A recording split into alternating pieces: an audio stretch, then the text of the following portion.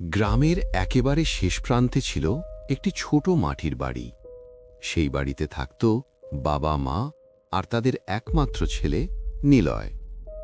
দিনের বেলা তাদের সংসার ছিল একদম সাধারণ, হাসি আর গল্পে ভরা। কেউ কোনোদিন ভাবতেও পারেনি রাত নামলেই সেই বাড়িতে অন্য কিছু শুরু হয়।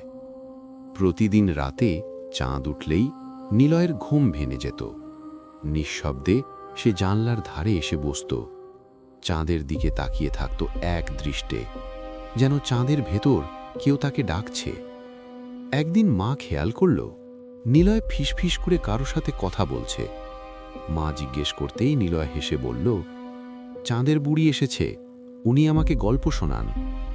প্রথমে মা বাবা গুরুত্ব দেয়নি, ভেবেছিল বাচ্চাদের কল্পনা। কিন্তু ধীরে ধীরে নিলয় বদলে যেতে লাগল।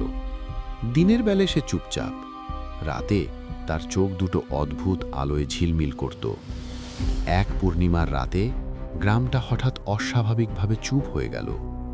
কুকুর ডাকল না, পোকামাকড়ের শব্দেও থেমে গেল। চাঁদের আলো এত উজ্জ্বল ছিল যেন আকাশ ফেটে আলো নেমে এসেছে। হঠাৎ দেখা গেল চাঁদ থেকে ধীরে ধীরে নামছে একজন বুড়ি। চুল সাদা, মুখে হিম শীতল হাসি, আর আশ্চর্যের বিষয় তার কোনো ছায়া নেই।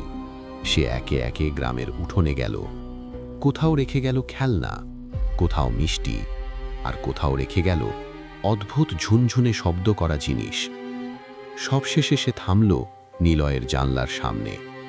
নিলয় খুশিতে বলল, তুমি এসেছ, আমি অপেক্ষা করছিলাম। চাঁদের বুড়ি তার মাথায় হাত রেখে বলল, যারা আমার গল্প শোনে তারা আর পৃথিবীর হয় না।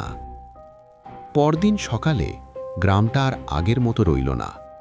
বাচ্চারা চুপচাপ, সারাদিন শুধু চাঁদের ছবি আঁকে।